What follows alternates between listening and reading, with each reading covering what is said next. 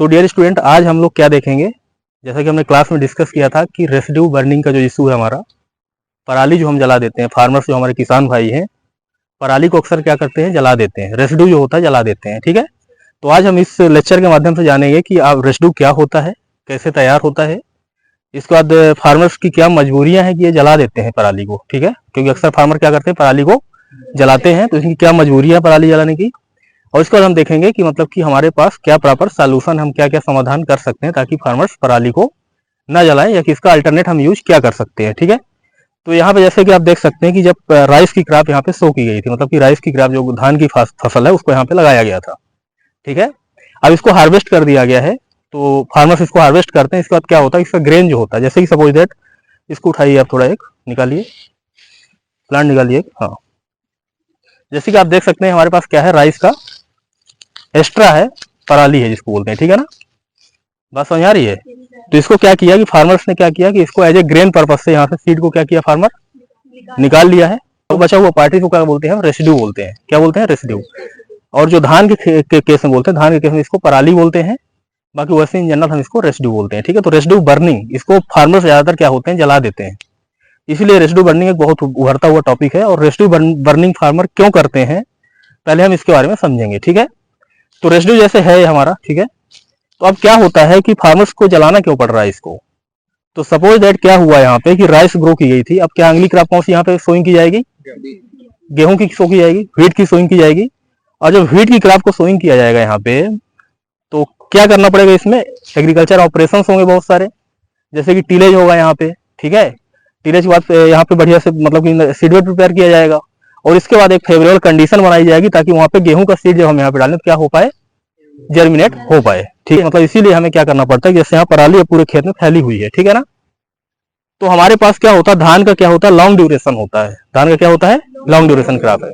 तो यहाँ पे जैसे ही हार्वेस्टिंग करने के बाद हमें दूसरी क्रॉप को बुआई करना होता है। ठीक है, और जब दूसरी क्रॉप की बुआई करते हैं उसके लिए फील्ड प्रिपेयर करना होता है, तो उसके लिए टाइम बहुत कम बचा होता है। क्या होता है, टाइम बहुत कम बचा होता है। तो वही जो कम टाइम में मतलब कि उसको इसीलिए फील्ड को क्लीन करना होता है फार्मर्स को। इसलिए फार्मर को आसान तरीका ये दिखता है कि पराली जो है उसको पूरा क्या करना चाहिए, जला दें, और जला इसलिए फार्मर जलाता है, पहला कारण है। ठीक है, दूसरा कारण क्या है जलाने का, कि हमारा रिसेंटली आप देखे होंगे लास्ट डिके में, मतलब पिछले दशक से आप देख रहे हैं कि मतलब कि फार्म मैकेनाइजेशन बढ़ा है काफी तेजी से, है ना। तो फार्म मैकेनाइजेशन बढ़ा है, या कि एग्रीकल्चर मशीनीकरण बढ़ा है काफी तेजी से। तो इससे क्या हुआ कि मशीनों का यूज करने से क्या होता है, जो हम कंबाइन हार्वेस्टर यूज करते हैं, किसका यूज करते हैं, कंबाइन हार्वेस्टर का। तो कंबाइन हार्वेस्टर क्या करता है, सीड को तो निकाल लेता है और सीड स्टोर हो जाता है, वहां पे बॉक्स बना होता है, लेकिन जो रेसिड्यू है पूरे खेत में फैल जाता है। क्या होता है, पूरे खेत में फैल जाता है। तो पूरे खेत में फैल जाता है, जब हम अगली जो एग्रीकल्चर ऑपरेशंस करते हैं, टीलेज करते हैं, तो वहां पे क्या होता है कि इंप्लीमेंट्स में फंसने लगता है वो, वही रेसिड्यू, वही जो पराली है। ठीक है, तो ये दूसरे फार्मर क्या करते हैं, इसको जला देते हैं। तो दो कारण पता चले क्यों जलाते हैं। ठीक है, दूसरी चीज क्या है कि पता भी नहीं है चीजें, है ना, वो अवेयर नहीं है इतना ज्यादा कि मतलब कि रेसिड्यू जलाने के बहुत सारे नुकसान भी हैं, इसीलिए वो रेसिड्यू को क्या करते हैं, बर्निंग कर देते हैं। यहाँ पे रेसिड्यू है जो है तो इसको बर्निंग करेंगे फार्मर्स, है ना। तो क्या इसको जलाना उचित है, नहीं है उचित जलाना, क्योंकि जलाने से बहुत सारे नुकसान है। अब क्या क्या नुकसान है इसको जलाने से, इसको हम अब देखेंगे स्टेप बाय स्टेप, है ना। तो अगर आपको किसी को पता हो तो आप बताएं क्या क्या नुकसान है जलाने से, अगर रेसिड्यू की बर्निंग कर रहे हैं तो क्या क्या प्रॉब्लम है। पहले तो सर इन्वायरमेंटल, है ना, और क्या एस्पेक्ट है, पॉल्यूशन हो रहा है, और बताइए, ग्रीन हाउस गैसेस है, और ग्लोबल वार्मिंग है, वेरी गुड, और क्या है, माइक्रोब्स। ठीक है, आप लोग आगे आ जाइए। हाँ, तो सॉइल की फर्टिलिटी भी क्या हो रही है, कम हो रही है, वेरी गुड। अब क्या होता है, देखिए समझिए इस चीज को, हम बताते हैं। ठीक है ना, तो फार्मर्स क्या करते हैं, रेसिड्यू जलाते हैं, इसके क्या क्या डीमेरिट्स हैं, क्यों जला देते हैं, इसका नुकसान क्या है, इसको समझते हैं। तो जब इसको जलाते हैं फार्मर्स ना, तो जलाने से क्या होता है, इसमें पहली बात तो CO2 निकलेगी, इससे क्या निकलेगी, CO2, carbon monoxide, carbon monoxide भी निकलेगी, कार्बन डाइऑक्साइड भी निकलेगी, CO2 पहले बताया जो हमने। इसके बाद इससे और क्या निकलेंगे, विभिन्न प्रकार के गैसें निकलेंगे, पार्टिकुलेट्स मैटर निकलेंगे इससे, पार्टिकुलेट्स मैटर 2.5, पार्टिकुलेट्स मैटर 10। ठीक है, इस तरह बहुत सारे सूट्स जो होते हैं वहां पे एटमॉस्फेयर में ऐड होते हैं। ठीक है, तो ये जो गैसें हैं हमारी एटमॉस्फेयर में जब जाती हैं तो क्या करती हैं, पॉल्यूशन करती हैं पहली चीज तो, और इसको हम क्या करते हैं, इनहेल कर लेते हैं, यानी कि हम सांस द्वारा अपने लंग्स तक इसको पहुंचाते हैं इन गैसों को। इससे क्या होता है कि हमारे लंग्स में प्रॉब्लम आती है, सांस लेने में दिक्कत होती है, और बहुत सारे प्रकार की बीमारियां होती हैं इंसान को। तो पहला हो गया इसका नुकसान। और क्या नुकसान है, दूसरे नुकसान क्या है कि यहाँ पे क्या होता है कि इससे ग्लोबल वार्मिंग भी बढ़ेगा, क्योंकि CO2 क्या होती है, ग्लोबल वार्मिंग गैस है। तो अगर इस चीज को तुम जलाओगे तो इससे क्या निकलेगा, जलाने से CO2 निकलेगा इससे, तो CO2 जो निकलेगा तो क्या है, एक प्रकार से ग्लोबल वार्मिंग भी है, ठीक है। तो इसीलिए इसको नहीं जलाना चाहिए, दूसरा कारण है। और क्या इससे नुकसान है, जैसे हम इधर सॉइल में है, मिट्टी में, ठीक है ना, तो मिट्टी में जला देते हैं हम इसको, है ना, जैसे पढ़ा तो ऐसे ही जलाते हैं, डायरेक्ट रेसिड्यू बर्निंग करते हैं। तो इसकी रेसिड्यू बर्निंग करने से क्या होता है तुम्हारा कि जो माइक्रोब है तुम्हारे सॉइल में क्या होते हैं, बहुत सारे बेनिफिशियल माइक्रो ऑर्गेनिज्म होते हैं, जो कि कहाँ काम आते हैं, न्यूट्रिएंट के मिनरलाइजेशन में काम आते हैं, ठीक है, आते हैं ना मिनरलाइजेशन में काम। और किस में काम आएंगे, सॉइल की फर्टिलिटी को इंप्रूव करने के काम आते हैं, वही सूक्ष्म जीव। तो फार्मर जब इनको जला देता है तो इससे क्या होता है, सूक्ष्म जीव हमारे क्या होते हैं, डैमेज हो जाते हैं। इससे सॉइल की फर्टिलिटी क्या होती है, रिड्यूस हो जाती है, ठीक है। तीसरा कॉन्सिक्वेंस आ गया। और क्या होता है, सॉइल के माइक्रो ऑर्गेनिज्म के साथ साथ सॉइल का जो स्ट्रक्चर होता है वो भी क्या होता है, डैमेज हो जाता है, ठीक है। तो इस तरह से हमने जाना कि रेसिड्यू को जलाने से क्या क्या नुकसान है, बहुत सारे नुकसान है ना। तो इसलिए रेसिड्यू को बर्निंग नहीं करना चाहिए, ठीक है। और इसके ऊपर बहुत सारे लेजिस्लेचर और बहुत सारे इसके ऊपर कानून भी बने हुए हैं कि रेसिड्यू फार्मर्स ना बर्निंग करें। इसमें फार्मर्स को सब्सिडी भी दी जाती है, ठीक है, जो बीच का गैप जो होता है जिसमें कि नुकसान होता है भरपाई करना पड़ता है, तो इसीलिए मतलब यहाँ पे होती है, ठीक है। अब हम आगे आपकी बात करते हैं कि रेसिड्यू अब मैनेज कैसे करें, इतना सारा रेसिड्यू तो है यहाँ पे, तो क्या इसका अल्टरनेट यूज किया जा सकता है। इसका अल्टरनेट अगर हम यूज कर ले इसको कुछ अच्छी तरह से, तो इससे क्या होगा कि हमारा ये जो समस्या है रेसिड्यू मतलब कि जो बर्निंग की, वो दूर हो जाएगी। या कि हम इसको हम किसी तरह से इकोनॉमिकल पर्सपेक्टिव से यूज कर लें, ठीक है ना। ये जो रेसिड्यू है जो कि हम जिसको अपशिष्ट मानते हैं, लेकिन ऐसा है कि इसको हम कहाँ पे यूज कर लें, फॉर द इकोनॉमिक पर्पज से, ठीक है। तो हम कैसे यूज करेंगे आप लोग थोड़ा बताएं मेरे को, फिर इसके बाद हम डिस्कस करते हैं इसके बारे में। पेपर इंडस्ट्री में यूज किया जा सकता है इसको, ठीक है। अपना जो जैविक खाद कंपोस्ट बना सकते हैं, जैविक खाद कंपोस्ट बना सकते हैं ना, और मल्चिंग के लिए यूज कर सकते हैं। और कहाँ पे यूज कर सकते हैं, एनिमल्स को फॉडर के रूप में यूज कर सकते हैं ना, खाद बना सकते हैं इससे, वेरी गुड। और सर कई सारे प्रोडक्ट हैं जैसे टोकरी टोकरी वगैरह बना सकते हैं, ठीक है, वेरी गुड। और बायोचार में यूज कर सकते हैं, ठीक है, इलेक्ट्रिसिटी जनरेट कर सकते हैं, वेरी गुड, बहुत अच्छा सजेशन आपका। तो देखिए इसका हम यूज कर सकते हैं कहाँ पे, बहुत सारी जगह पे, जैसे फॉर एग्जांपल पहला हम यूज कर सकते हैं एज ए मल्चिंग, इसको यूज कर सकते हैं, ठीक है। इन कंजर्वेशन एग्रीकल्चर मल्चिंग होना बहुत जरूरी होता है। आजकल जो हमारा नया मॉडर्न कॉन्सेप्ट ऑफ टिलेज है, कंजर्वेशन एग्रीकल्चर, ठीक है। तो कंजर्वेशन एग्रीकल्चर में हम क्या करते हैं, इसको एज ए मल्च यूज कर सकते हैं, ठीक है ना। यानी कि हम सोइंग करते हैं कि जहाँ कहाँ पे, जो कि मतलब रो जोन होता है वहां पे ही, तो मल्च के रूप में यूज करेंगे तो इससे वीड की पॉपुलेशन भी नहीं बढ़ेगी, वीड खरपतवार की ग्रोथ नहीं होगी, सॉइल का इवेपोरेशन नहीं होगा, मिट्टी में जो पानी होता है सॉइल मॉइस्चर का, तो इवेपोरेशन को भी कम कर सकते हैं इसके माध्यम से, ठीक है।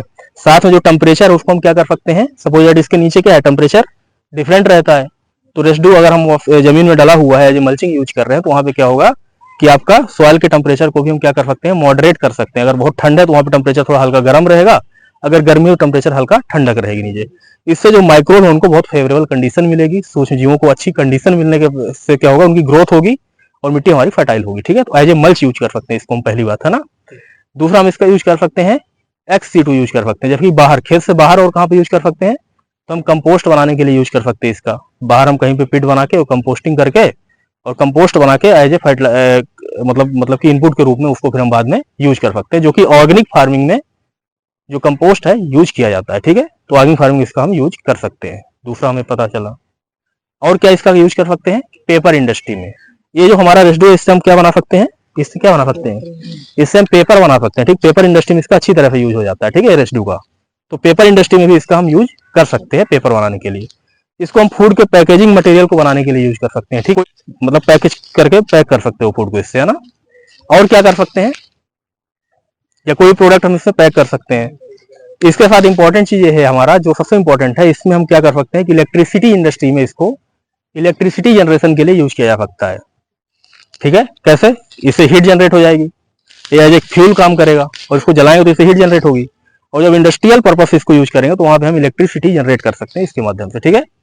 तो इलेक्ट्रिसिटी जनरेशन के लिए यूज किया जाता है। इससे हम बायोचार बना सकते हैं, क्या बना सकते हैं, बायोचार।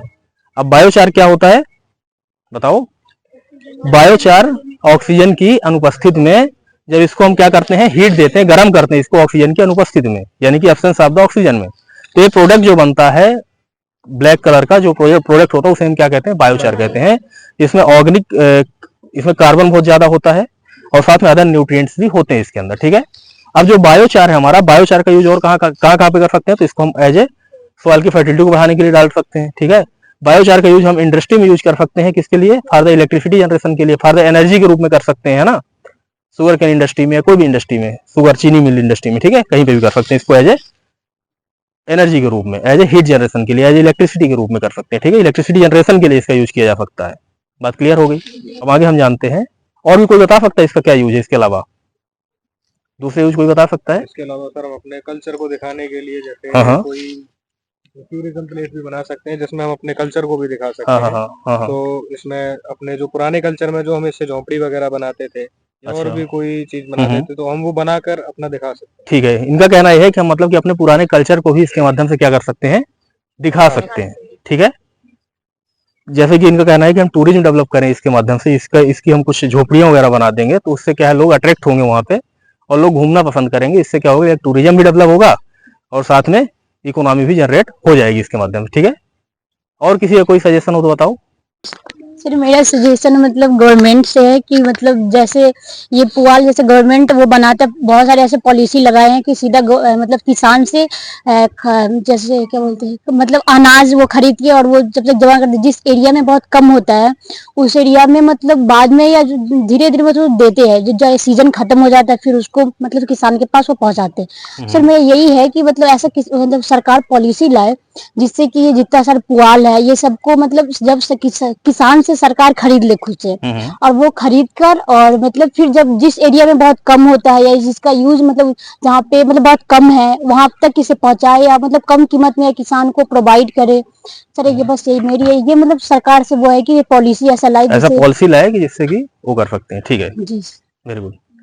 तो इनका ये कहना है कि मतलब कि गवर्नमेंट को भी क्या करना चाहिए, पॉलिसी लेवल में कुछ चेंजेस करना चाहिए ताकि इसको डायरेक्ट परचेज करके या कि कोई इंडस्ट्री से कॉन्टेक्ट करा दे, ठीक है ना, किसानों के साथ, और किसानों से डायरेक्ट कोई बिजनेसमैन इसको खरीद के और इसका एक अल्टरनेट यूज करे, इससे प्रोडक्ट बनाए या कि फिर कोई भी इंडस्ट्री में इलेक्ट्रिसिटी जनरेशन के लिए भी इसको यूज कर सकते हैं, कि कंपोस्टिंग के लिए यूज कर सकते हैं, ठीक है, और फॉडर के रूप में भी इसका यूज किया जाता है, ठीक है। तो फार्मर्स इसको क्या करते हैं आपके कि मतलब कि फार्मर्स इसको अगर डायरेक्टली सेल करेंगे तो इससे फार्मर्स को पैसा भी मिलेगा, ठीक है, इससे उनकी इकोनॉमिकल कंडीशन भी बूस्ट होगी, ठीक है। और बताइए। इसकी एक इंडस्ट्री अभी उत्तराखंड में सितारगंज में खुली है पेपर बनाने के लिए सर, पूरा अच्छा करते हैं सब, तो बिक्री होता है सर। जैसे हमारा ये धान बेचते हैं जैसे इसके बिक्री हो जाता है। तो इनका कहना यह है कि एक सितारगंज में पेपर इंडस्ट्री भी खुली हुई है, ठीक है, उत्तराखंड सितारगंज में पेपर इंडस्ट्री है जो कि इसका यूज करके पेपर बना रही हो, तो इससे इसका बहुत अच्छा यूज हो रहा है। अगर हम इस तरह से यूज करेंगे इसका तो जलाने की आवश्यकता नहीं पड़ेगी, ठीक है। तो इसमें क्या होता है और भी हम कहाँ यूज कर सकते हैं इसको, किस तरह से यूज कर सकते हैं कि अगर हम मतलब डायरेक्टली अगर सोइंग करना चाहते हैं, क्या करना चाहते हैं, डायरेक्टली सोइंग करना चाहते हैं अगर डायरेक्टली, तो हम जब सोइंग करेंगे वहां पे तो हमारे लिए बहुत सारे इंप्लीमेंट बनाए गए हैं, जैसे कि जीरो टिल ड्रिल होता है, ठीक है ना। तो जीरो टिल ड्रिल क्या करता है कि मतलब कि वहीं पे मतलब कि होल करके और वहीं पे सोइंग हो जाती है, ठीक है, वो इंप्लीमेंट है, मशीन है। ऐसे ही हैप्पी सीडर बनाया गया है। हैप्पी सीडर क्या होता है कि रेसिड्यू रहने के साथ साथ ही वो क्या कर लेता है, आपका सोइंग कर देता है, ठीक है, रेसिड्यू के ऊपर ही सोइंग कर देगा और थोड़ा सा जगह बना के जिससे कि मतलब वहां पे ग्रो कर सकते हैं, ठीक है, रेसिड्यू के साथ ही। इसके बाद आपका टर्बो फीडर भी आता है, तो इस तरह से हम इन इम्प्लीमेंट्स का यूज कर सकते हैं, ठीक है। दूसरा चीज हम इसको डिकम्पोज करने के लिए क्या होता है, फास्ट डिकम्पोजिंग के लिए हम पूसा डिकम्पोजर का यूज करते हैं। किसका यूज करते हैं, पूसा डिकम्पोजर का। पूसा डिकम्पोजर क्या होता है इसको समझिए आप पहले। पूसा डिकम्पोजर एक मतलब कि सॉल्यूशन डेवलप किया गया है जो कि IRI Indian agriculture research institute से बनाया गया इसको। तो पूसा डिकम्पोजर क्या होता है कि डिकम्पोजिंग रेट को क्या करता है, बढ़ा देता है, ठीक है, डिकम्पोजिशन के रेट को क्या करता है पूसा डिकम्पोजर, बढ़ा देता है। और इससे क्या होता है कि इसमें जो टाइम लगना है, मान लो इसको डिकम्पोज करने के लिए सपोज 60 डेज का टाइम लगेगा अगर, तो पूसा डिकम्पोजर यूज करने से हो सकता है 30 डेज में ही क्या हो जाएगा, डिकम्पोज हो जाएगा, ठीक है। तो पूसा डिकम्पोजर का भी यहाँ पे यूज हम कर सकते हैं, ठीक है। डियर स्टूडेंट, मैंने आज के लेक्चर में जाना कि क्या होता है रेसिड्यू, ठीक है, रेसिड्यू को समझा कि रेसिड्यू को जलाने की आवश्यकता क्यों पड़ी फार्मर्स को, और साथ में हमने देखा कि इसके क्या क्या डीमेरिट्स हैं, क्या क्या नुकसान है, हमारे इन्वायरमेंटल क्या इम्पैक्ट है, सॉइल में क्या इम्पैक्ट है इसका, प्रोडक्टिविटी और फर्टिलिटी कैसे कम हो रही है अगर हम रेसिड्यू की बर्निंग करते हैं, ठीक है।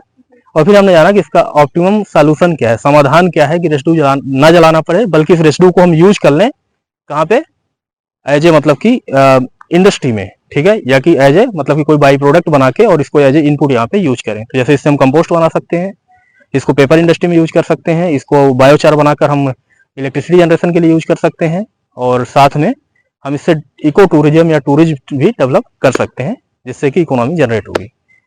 सो आज के लेक्चर के लिए थैंक यू सो मच।